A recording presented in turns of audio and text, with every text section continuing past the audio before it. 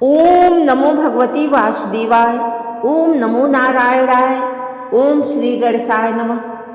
आइए हम सभी श्रद्धालु जन अपने मन, वचन और कर्म को शुद्ध करते हुए भगवान श्री हरि विष्णु के चरण कमलों में कोटि कोटि नमन करें।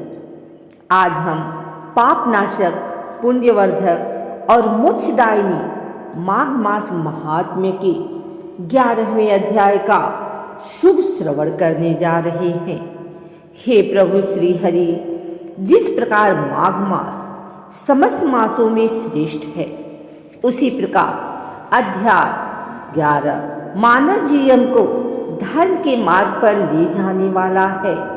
इस अध्याय के श्रवण मात्र से मनुष्य के जन्म जन्मांतर के पाप नष्ट हो जाते हैं, पितृ प्रसन्न होते हैं और जीवन में सुख शांति एवं सद्बुद्धि का वास होता है। जय लक्ष्मी नारायण, जय श्री हरि विष्णु। अब मैं आप सभी को माघ मास महात्म्य अध्याय 11 की पावन कथा सुनाती हूँ। आइए सुनते हैं माघ मास महात्म्य का 11वां अध्याय। यमदूत कहने लगे कि हे वैश्य, मनुष्य को सदैव शालिग्राम की शिला में तथा वज्र या कीट गोमती चक्र में भगवान वासुदेव का पूजन करना चाहिए, क्योंकि सब पापों का नाश करने वाले, सब पुण्यों को देने वाले तथा मुक्ति प्रदान करने वाले भगवान विष्णु का इसमें निवास होता है। जो मनुष्य शालिग्राम की शिला या हरि चक्र में पूजन करता है, वह अनेक मंत्रों का फल प्राप्त कर लेता है। जो फल देवताओं को निर्गुण ब्रह्मा की उपासना में मिलता है, वही फल मनुष्य को भगवान शालिग्राम का पूजन करने से यमलोक को नहीं देखने देता। भगवान को लक्ष्मी जी के पास अथवा वैकुंठ में इतना आनंद नहीं आता जितना शालिग्राम की शिला या चक्र में निवास करने में आता है।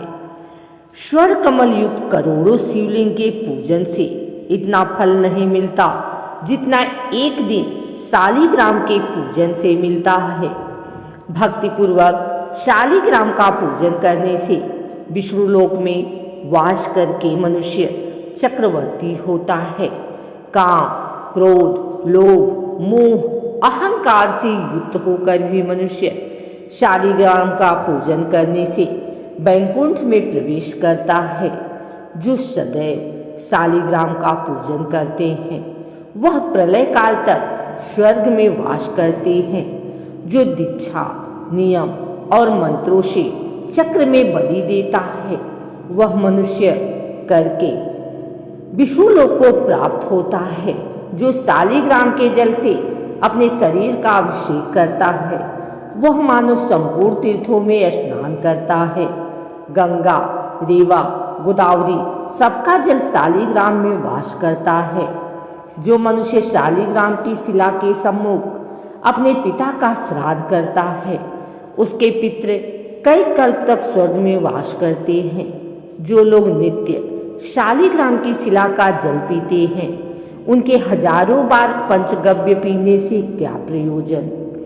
यदि शालिग्राम की शिला का जल पिया जाए तो सहस्त्रों तीर्थों करने से क्या लाभ। जहाँ पर शालिग्राम है, वह स्थान तीर्थ स्थान के समान ही है।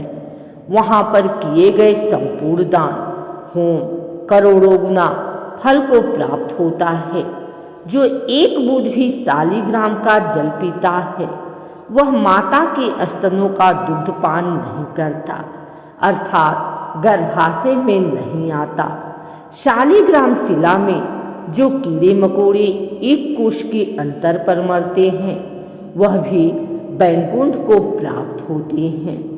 जो फल वन में तप करने से प्राप्त होता है, वही फल भगवान को सदैव स्मरण करने से प्राप्त होता है। मोहवश अनेक प्रकार के घोर पाप करने वाला मनुष्य भी भगवान को प्रणाम करने से नरक में नहीं जाता। संसार में जितने तीर्थ और पुण्य स्थान हैं, भगवान के केवल नाम मात्र के कारण से प्राप्त हो जाते हैं।